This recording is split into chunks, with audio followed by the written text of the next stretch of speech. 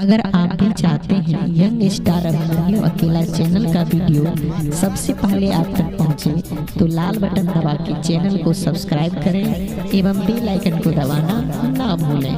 धन्यवाद।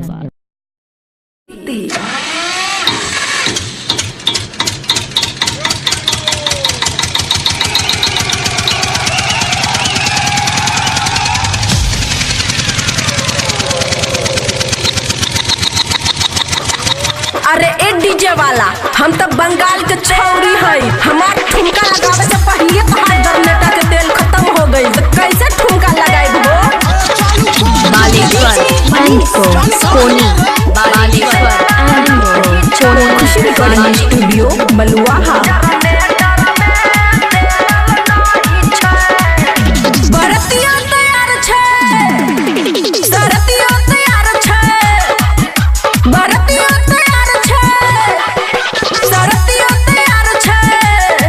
और तार से तार के मेल नहीं छे, मेल नहीं छे, हे मेल नहीं छे। कि डीजे वाला के जरन है डर में तेल नहीं छे। कि डीजे वाला के जरन डर में तेल नहीं छे। बरतिया तैयार छे, सरतिया तैयार छे, तार से तार के मेल नहीं छे, मेल नहीं छे, हे मेल नहीं छे। कि डीजे वाला के जरन है डर में तेल नहीं छे। कि डीजे वाला के जरन डर में तेल नहीं छे। खुशी रिकॉर्डिंग स्टूडियो बलुआहा। मिस्टर अभिमन्यु कोनी, मिस्टर अभिमन्यु कोनी। डीजे मनीष रक्सौल।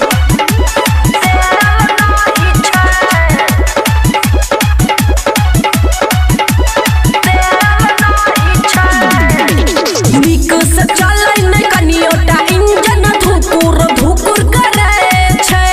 गाड़ी पर छुच्छे लेजर लाइट भुकुर भुकुर बरै छै, भुकुर भुकुर बरै छै।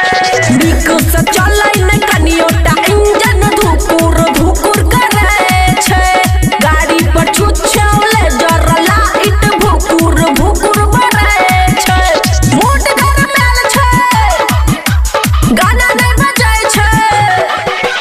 मूड गरमेल छै, गाना नहीं बजाय छै। एने से कोनो झोल नहीं छै, झोल नहीं छै, हे झोल नहीं छै। कि डीजे वाला के जरन है डर में तेल नहीं छै। कि डीजे वाला के जरन डर में तेल नहीं छै। मिक्स बाय ताज तन्हा। बालेश्वर कोनी। डीजे मनीष रक्सौल। खुशी रिकॉर्डिंग स्टूडियो बलुआहा।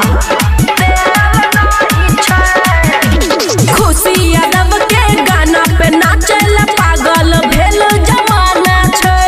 बबुआ राहुल संगे अमन अक्की बनल दीवाना छै, अक्की बनल दीवाना छै।